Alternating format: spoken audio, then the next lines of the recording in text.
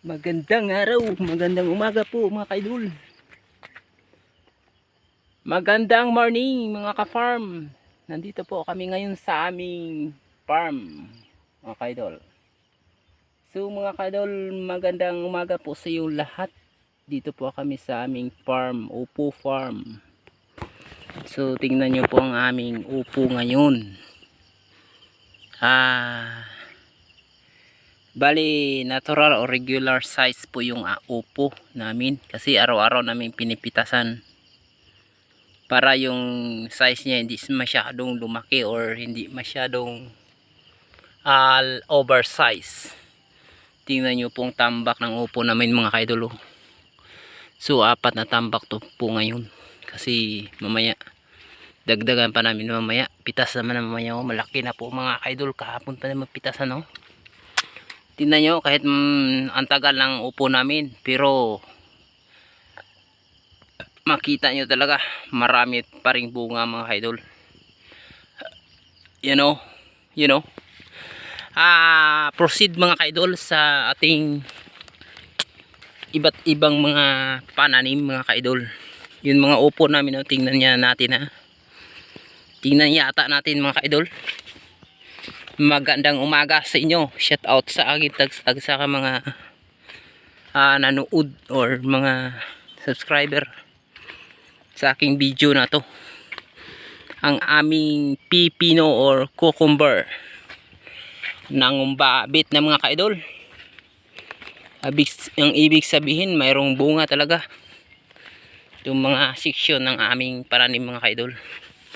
Hayan ang aming upo, umabot na sa malayong mga destination sa pagkaatay mga kaidol dahil ito ay upo ay talagang malawakan ng mga bubong niya para siya ay magsawa sa pagkatay kahit saan basta malaking bubong yung mga kaidol.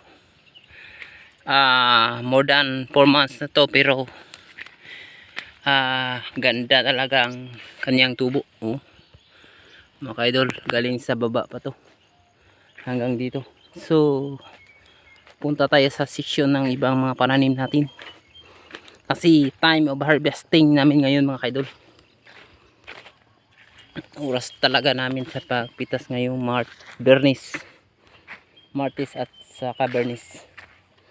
Mayroon po kaming bagong tanim na upo mga kaidol, di pa napaakyat kasi tingnan nyo po nagtataba. Hayan mga kaidol, bagong tanim namin nga upo. Kunti lang to nanim namin kasi magkaroon naman tayo ng oversupply kapag marami sobra. Kahit kunti mga kaidol pero kailangan na talaga sa market tuloy-tuloy or consistent ang production para mayroon tayong ibibinta o isuporta sa ating market mga kaidol. Yun ang intercropping namin nga sitaw mga kaidol. Yan, patay na ang luma di ba, pero mayroon na siyang umakyat o hanang umakyat mga kaidol. So tingnan nyo po ang area namin na Ampalaya area. So nagpitas po kami kanina mga kaidol. Hello. Nagpitas po kami kanina. Ngayon magpitas kami ng iba-ibang gulay. Tingnan nyo po ang aming tambak ng ampalaya mga kaidol. Kahit ilang pitas pero good. Maayo pang klase sa ampalaya namon mga kaidol. Ayun mga kaidol. Long green ampalaya. At saka mga kaidol, tingnan nyo po ang aming ampalaya. Medyo may tuyo-tuyo na mga dahon pero okay pa siya. Yung mga kaidol ang aming intercropping to sitaw. So I can go to another section of plant. Yan mga kaidol. Yun mga kaidol. Ayan ang ganda ng mga performance ng ating ampalaya. Yun, diba mga ka-idol? Yan. Ano nyo po ha, aming bagong tanim na ampalaya. Simula pa lang to mga ka-idol ng mga bunga. Doon sa baba ang pitasan namin o harvesting namin ng ampalaya. So sa taas banda mayroon kaming bagong tanim mga ka-idol. Ayun o. Pero nagdadala na tong bunga mga ka-idol. Tignan nyo po. Yan mga ka-idol. So I go to sitaw area mga ka-idol. Tignan nyo po ang aming sitaw area. Mga ka-idol. Yun.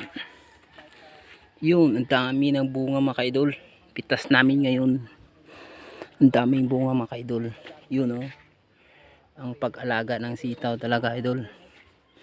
Kung magaling ka or alam mo yung pag-alaga ng sitaw mga ka-idol. Yun. Yun mga ka-idol ha. Ayan. Ayan mga ka-idol.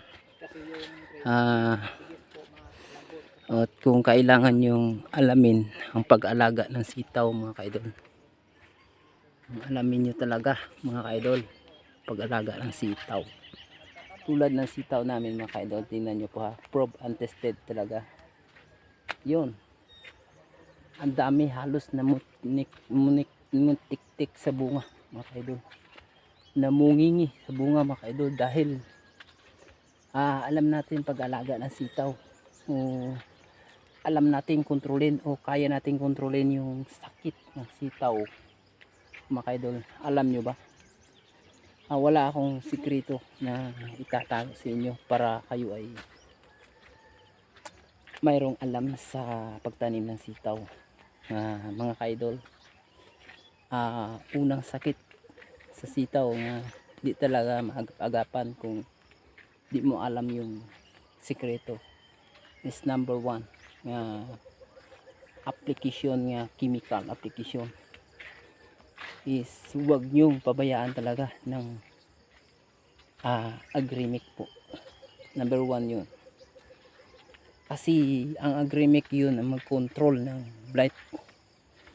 Once pumasok yung blight sa sitaw nyo, talagang mahirap na yan bumunga o mahirap na balik yung mga dahon niya. Kasi pag dating ng ulan, laglagan yan. Pero kung makontrol niyo yan, kailangan mga ka-idol 3 beses o 2 beses kayo mag-spray ng ibang chemical. Tapos blight naman ng agrimic naman ulit, kasi kailangan talaga mayroong interval. Saka tulad ng yung interval nyo mga ka-idol, yung gold. Ang gold po the best talaga sa ulod mga ka-idol, kasi yung sitaw mabilis mauud. Tingnan nyo po mga bunga mga ka-idol. Yan o. Bali pang 3 pa naming pitas, maliit lang tong area, pero nung 3 naming pitas mga ka-idol, 107 kilos. Almost lang to, katudling 5 mga ka-idol, pero bubunga talaga ng marami-rami basta maayos lang pag-alaga mga ka-idol. So kung sino man na may nakuhang magandang aral dyan or sa aking videos, subscribe na lang po sa aking channel. Thank you and God bless to all. Tingnan nyo po ang aking production sa aming sitaw ngayon mga ka-idol. Yan, makita nyo talaga ang good production. Bago ako magsabi-sabi or magbigay sa inyo ng idea mga ka-idol, bawat pitas mga ka-idol maglagay kayo ng fertilizer or magdilig para po yun sa pangpalaki ng mga bunga mga ka-idol or pagbilis ng laki ng bunga. So makita naman nyo talaga bara sa bunga mga ka-idol dahil maganda ang pag-alaga at saka walang nakapasok na mga another insects. So ang ganda, di ba? Yun mga ka-idol. Yun.